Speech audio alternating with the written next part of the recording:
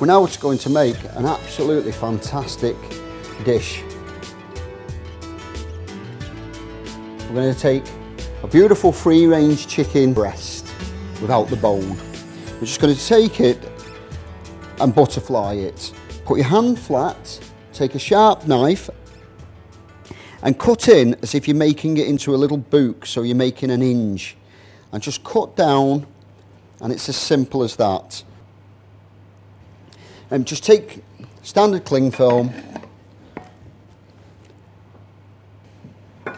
place on your chicken breast, cut through, and then repeat. So covering the breast. We now have the chicken between the two layers of cling film. We beat the chicken out, and we're trying to get the chicken nice and even, so it's all the same thickness. Try not to beat too hard though. It's only delicate, and we don't want to end up beating it to a pulp or to actually knocking holes in it. Now, once we've finished beating the breast out, we just place it onto a bowl, put some fresh cling film on the board, peel off the top layer from the beaten breast and pop that onto the new cling film. You can actually cook quite safely with cling film. There's no carcinogens or any of the worries that people had in the past with cooking with cling film. Many restaurants and big hotels now around the world cook with cling film. It's quite safe. Now I'm just going to cut a little of the Blacksticks Blue. You don't need a lot of it. It's, like I say, it's got a nice strong flavour and gives off a wonderful sauce with this recipe. We could use a nice goat's cheese, a hard goat's cheese or a soft goat's cheese, an alternative blue cheese. Why not ask in your local deli or farmer's shop or farmer's market, great places for all the latest cheeses and the most wonderful new varieties that come onto the market.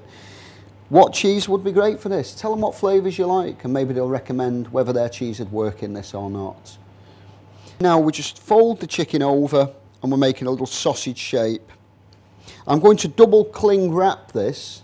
That way I'm not losing the flavour, and if you haven't wrapped it tightly enough, we can get by that. So again, just roll it up. This part's not got to be too intricate because we're going to put a second piece on. So we've made the first sausage.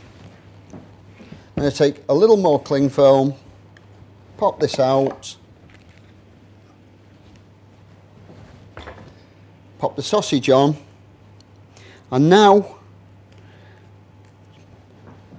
put your hand on the front and pull tightly and roll. Pull tightly and roll. Pull tightly and roll, and then twist the ends. If time permits, rest in the fridge for, I'd say, about 10 minutes. A little longer is not going to do any harm. If you're making these for a Saturday night's dinner party, please feel free to make them a day in advance. And that way the chicken will rest and you know you retain the shape. And there we have a nice perfect little sausage. Pop them onto the plate, and then we'll just pop that into the fridge for 10 minutes or so.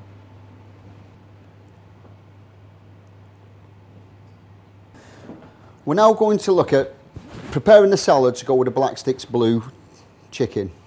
What we've got are fantastic pears from the local farm. What I would suggest though, use a pear that is nice and ripe. The last thing you want in a salad is a pear that's a little bit hard, a bit underripe. I've got a little bit of water here and a little touch of cider vinegar, a little bit of fruit vinegar. I'll pop this into the water because when I'm preparing the pears, if you're preparing a lot of pears, the last thing you want is black pears on your salad. Very simply, just cut through the pear, cut it again, and then take the knife and cut the core straight out of it. Now, cut down. I like to keep the pears slightly thick to go with this. I feel the strength of the cheese, the heaviness of the chicken, and then the wonderful lightness of the watercress all marrying well to the nice chunky pear. Again, this is one of the reasons why we must have nice ripe pears.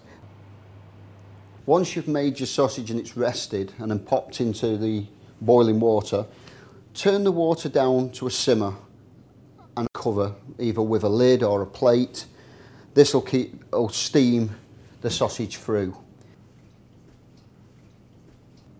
To make the dressing to go with the watercress and pear salad, I would just use 1 tablespoon of the rapeseed oil against 1 teaspoon of cider vinegar. Drain the sausage from the water, put onto a board and then gently insert a probe. And if the probe is registering 65 degrees or above, you're out of any danger zones for cooking and you know you've got a perfect Blacksticks Blue piece of chicken.